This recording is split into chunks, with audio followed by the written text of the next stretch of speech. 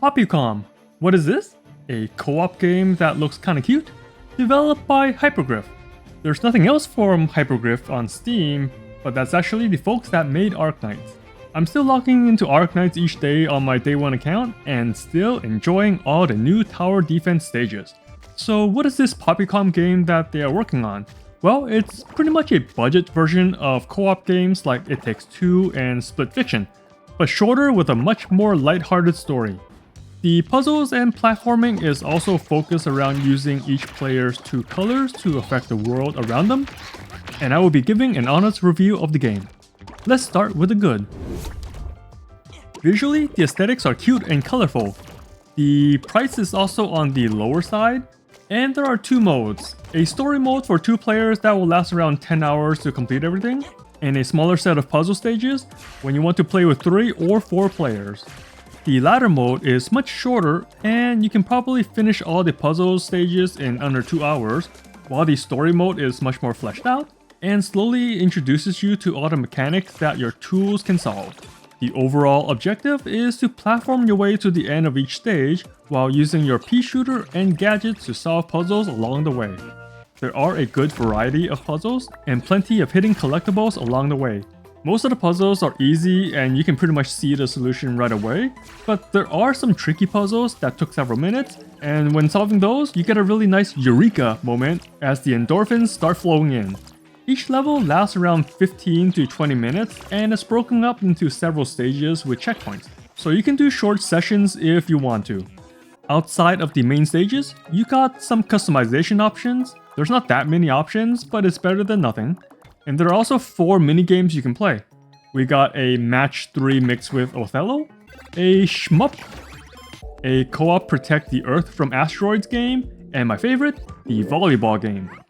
This one has very easy controls. Just jump, and that's all you got. But the physics of each character is fun to interact with. They wobble a lot, and their jump trajectory heavily depends on their orientation, which can lead to some hilarious games.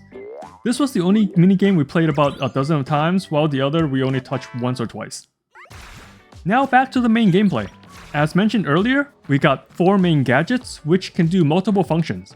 The shield can be used to block projectiles, reflect lasers for puzzles, and can be used as an additional platform to help you navigate forward or higher. The bomb lets you squeeze into tight spaces and co-op through these gravity and balance puzzles. There is a surprising amount of variety, even though we only have 4 tools for the whole game. Sprinkled among the platforming sections and puzzles are enemies, and the ones from the early game are easily defeated just by hitting them with their matching color, but some of the tougher enemies require a proper use of the gadget to expose their weak spot before they can be dealt with, or you can just brute force them with the bomb and just knock them off the stage. There's also a boss at the end of most levels. These bosses have multiple phases, and your goal is to deplete their size by hitting them with the matching colors again. So I said this was going to be an honest review, so here are the not so great things about the game. First off, this is a co-op game and it requires 2 players to even load up the story mode. And if you got a group of 3 or 4, then you are forced to only play the stage select mode, which has its own unique set of puzzles. And there's no real crossover between this mode and the 2-player story mode, so that's a limit on what you can play with friends, if you have friends willing to play with you in the first place. And at the beginning, I compared POPUCOM with the Hazelight games It Takes Two and Split Fiction.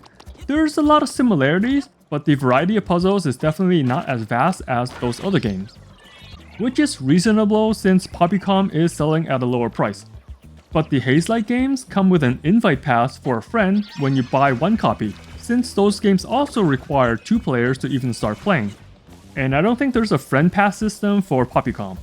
One way to get around this on Steam is to do local co-op via Steam's Remote Play Together. This lets multiple folks play on the same copy, but introduces a lot of delay for the non-host, which leads to another problem, the multiplayer lag. The host will see the game perfectly fine, but for the others, there is a slight delay when jumping and using other abilities before the server detects it and syncs it back to the host. It's not a problem most of the time, except when you encounter puzzles with very tight timing requirements. There was a handful of later puzzles where we needed to jump at the same time to safely move forward, but jumping at the same time via Discord voice chat resulted in failure every time. So I ended up having to add a half-second delay for every countdown that needed precise timing. I am hoping Hypergriff figures out the latency issue by the time they release Arknights Enfield. Otherwise, the multiplayer sections of that game will be dead like the real-time multiplayer modes in just about every other gacha game. Arknights Enfield is suspected to be released at the end of August, but that date is still not official yet, so they could still have time to work on it. Anyways, those are my main critiques for the game.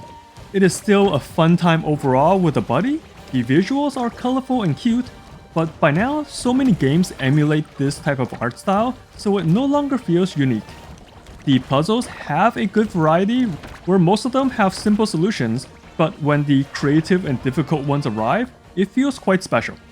The lag issue can be annoying, but luckily not too much of the game requires precision timing, and the lack of a single player mode is just part of the game design. It's not meant for one player.